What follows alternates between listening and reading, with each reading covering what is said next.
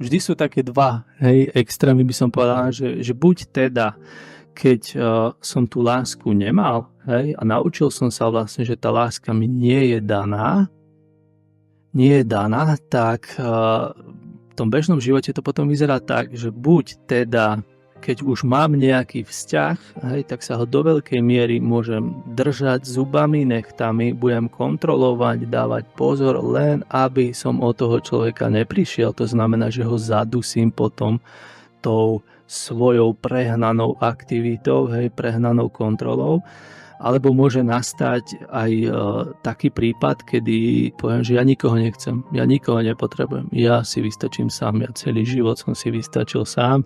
tak prečo by som ja mal mať nejakého partnera, hej? Čiže to sú také dva extrémy, ale samozrejme, že nájdeme aj situácie medzi týmito dvoma extrémami, hej? Ale